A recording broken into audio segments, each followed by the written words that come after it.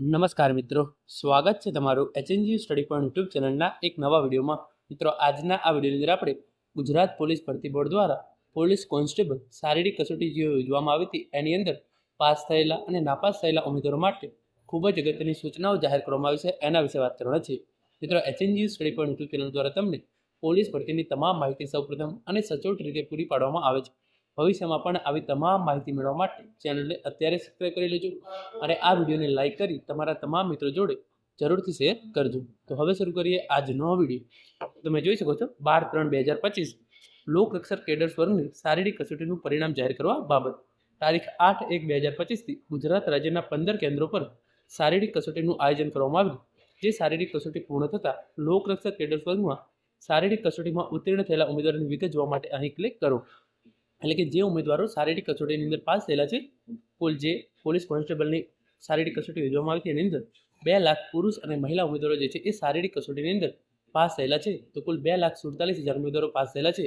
અને જે આખી પીડીએફ છે એ મેં ટેલિગ્રામ ચેનલની અંદર મૂકી દીધી છે. એની અંદર જઈ અને તમે જોઈ શકો છો કે શારીરિક કસોટીની અંદર તમે પાસ થયા છો કે નહીં. હવે જે અગત્યની સૂચનાઓ છે એ આપણે જોઈએ તો તમે જોઈ શકો છો ઉત્તીર્ણ થયેલ ઉમેદવારોની યાદી રોલ નંબર મુજબ મૂકવામાં આવેલી છે. એટલે કે તમારે જે છે એ રોલ નંબર મુજબ તમારે જે છે એ સર્ચ કરવાનું છે. તમે તમારો રોલ નંબર એ પીડીએફની અંદર સર્ચ કરશો તો તમને તમારું નામ અંદર હોય તો તમે પાસ થઈ ગયા, અને તમારું નામ અંદર ના હોય, તમે પાસ થયેલા હોય અને તમારું નામ અંદર ના હોય તો શું કરવું, એના વિશે પણ આપણે વિડીયોની અંદર આગળ વાત કરીએ છીએ.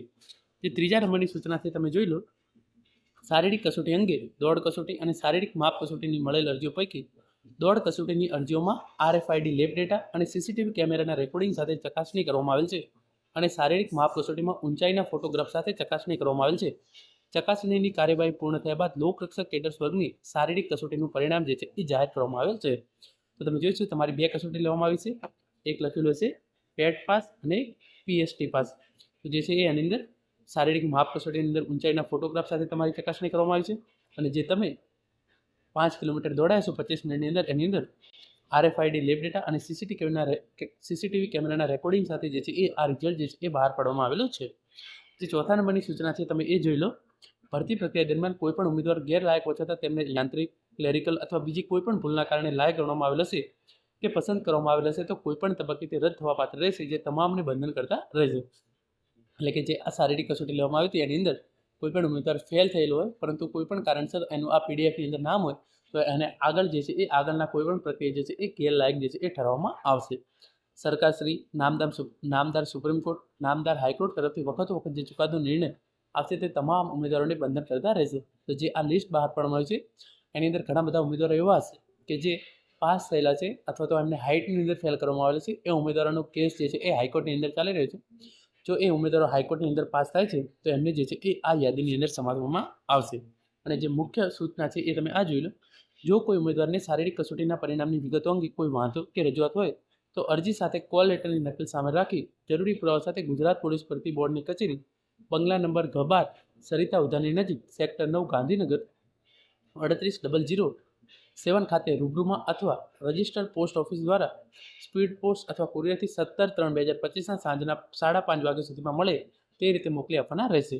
17/3/2025 બાદ મળેલ કોઈપણ અરજીઓ જે છે એ ધ્યાનમાં લેવામાં આવશે નહીં, જેની તમામ ઉમેદવારોએ ખાસ નોંધ લેવી. તો તમે જોઈ શકો છો કે તમારે જે છે એ તમે પાસ હોય અને તમારે જે છે એ આની અંદર નામ ના આવ્યું હોય અથવા તો તમારી બીજી કોઈ પણ તમારે રજૂઆત કરવી હોય તો તમે 17/3/2025 સુધીમાં રજૂઆત કરી શકો છો. એના પછી તમારી રજૂઆત જે છે એ ધ્યાનમાં લેવામાં આવશે નહીં. મિત્રો, આ હતો આજનો વિડીયો, જેની અંદર આપણે ગુજરાત પોલીસ ભરતી બોર્ડ દ્વારા ખૂબ જ અગત્યની સૂચનાઓ પાસ અને નાપાસ થયેલા ઉમેદવારો માટે જાહેર કરવામાં આવી હતી એના વિશે વાત કરી છે. Thank you so much for watching.